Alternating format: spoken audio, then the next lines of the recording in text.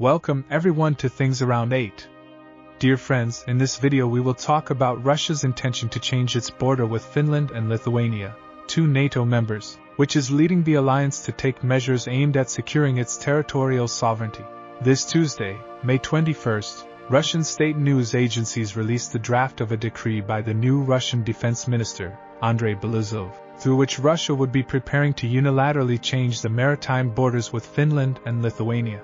The draft text is very vague and does not clearly say how the borders would be changed, but it suggests that some islands in the Gulf of Finland, between Finland, Estonia and the coast of the Russian Leningrad Oblast, and the maritime border between the Russian slave of Kaliningrad and Lithuania would be changed in favor of Russia. In other words, basically, Vladimir Putin intended, through this decree, to appropriate islands and maritime areas from NATO member countries. In a meeting held this Wednesday, May 22, the Prime Minister of Finland, Petteri Orpo, said that his country is closely monitoring the situation, but tried to reassure the population, saying that, at least for now, there is no cause for great concern.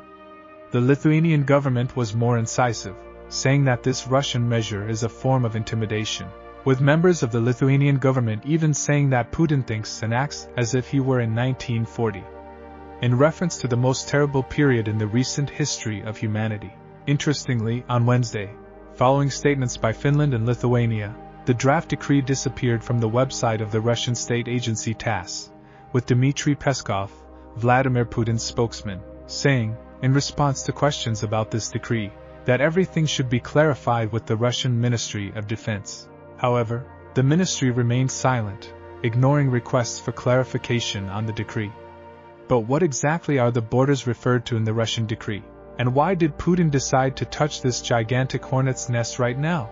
In October 1939, the Soviet Union invaded Finland, with Stalin demanding large portions of Finnish territory, starting an extremely costly war for the Soviets, who lost 400,000 of the 800,000 soldiers sent there.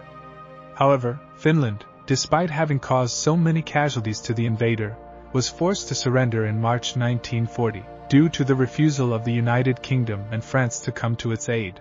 As a result of this defeat, Stalin annexed about 9% of Finnish territory, including Karelia, around Lake Ladoga and the shores of the Gulf of Finland. Between June 1941 and September 1944, it was the Finns' turn to attack, taking advantage of the German invasion.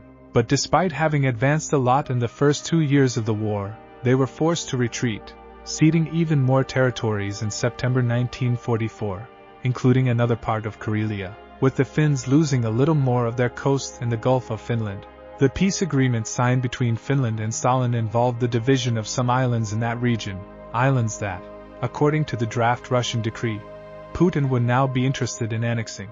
In the case of the Russian slave of Kaliningrad, located between Lithuania and Poland on the Baltic Sea, it is a territory that has changed hands a lot in recent centuries, having been part of the Empire of Prussia, then of the German Empire, shortly after its unification in 1871. At the end of the Second World War, Stalin decided to maintain possession of that territory, annexing it to the Soviet Union, creating the Soviet exclave of Kaliningrad in 1946. As at that time the Baltic countries were Soviet republics and Poland was a territory under direct control of Stalin, there was no difficulty in establishing Kaliningrad's new borders, including the maritime ones in the Baltic Sea. These are borders that Vladimir Putin now seems interested in changing. The reason for this Russian desire is already well known to its neighbors, and goes by a word that is almost synonymous with Russia: provocation. Since Soviet times, Russia's most common modus operandi has been to take a provocative step, observe the opponent's reaction, and depending on this reaction, advance or retreat, claiming, in the latter case, that nothing much happened.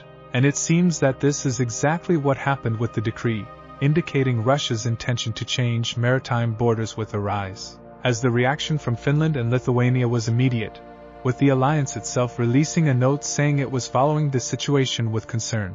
Russia did what it has always done best. He provoked, caused apprehension among his neighbors and then retreated, erasing the decree and saying that nothing happened.